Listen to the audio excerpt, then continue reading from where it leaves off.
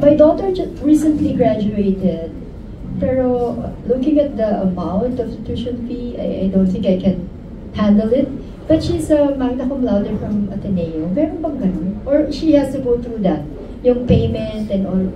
For this one, ma'am, since, yes, you need to pay some tuition fees first, okay? But if she proven herself na nasa Canada na, she can definitely get a scholarship pag nandun na. Yes, pag nandun na siya. Yes, because ang scholarship natin right now is the entrance scholarship. So, medyo malaking amount na rin yan, automatic, $3,000 Canadian dollars. Magkano yan? 120K na kaagad ang scholarship niya dito. Yes, in pesos, 120K na kaagad yung bawas. Automatic yun, pa nag-apply kayo, ha? Hindi na kayo magsasubmit ng grades or what. Just automatic na siya. Kapag nag-pay na kayo ng deposit, pasok na sa account nyo yung scholarship na yan. And kaganda sa Centennial College, ano ba requirements ba nag-a-apply lang? Kunyari, wala tayong bachelor's degree, hindi naka-graduate. Okay lang, but at least 2 years in college, okay?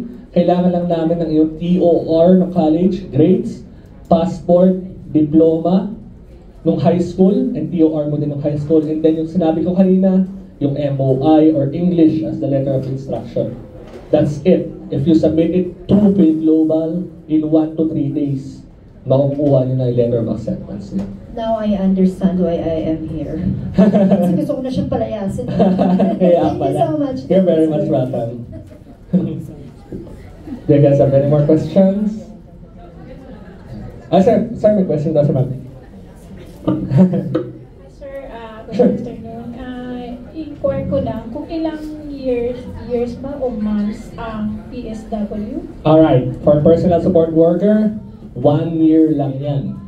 1 year lang, 2 semesters, and then after that, you can get a 1-year work permit na kagad. Alright? May OJT pa yan, sir? Wala na. Diretso na to. Okay? Pero habang nag-aaral na kasi kayo dito, para na rin kayo nag-OJT. Gets? Ang Centennial College may parang malaking hospital yan, natuturuan talaga kayo. May mannequin yan, state-of-the-art facilities. Talagang ready na kayo after you graduated.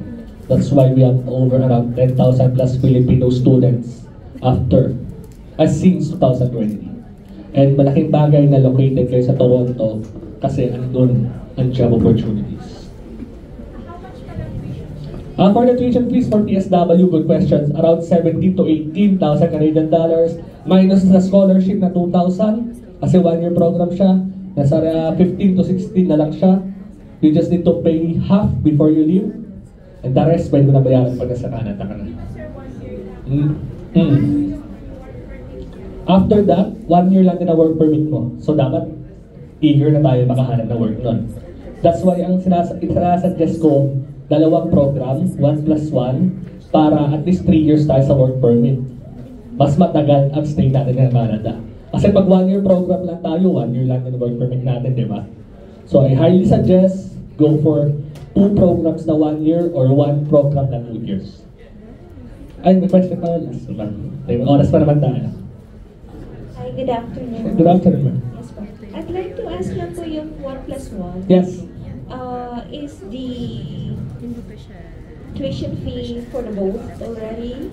For yung tuition fee na pinakita ko, that's for 1 year. So 1 year, since 1 year ang isang program, times 2 mo lang yan. Times 2 lang yan. Pero, automatic, pasok ka na kagad sa first scholarship na entrance and then may scholarship na pa kagad sa loyalty, di ba? So, automatic, 2 na kagad scholarship mo, pasok na kagad. I think that's our time na ata. Pero may pahabol ata. Si ma'am, pahabol lang daw si ma'am, sorry. Last na. Hello, ma'am. Hello, I'm interested in the aviation course. Yes. Can you elaborate on that? Yes.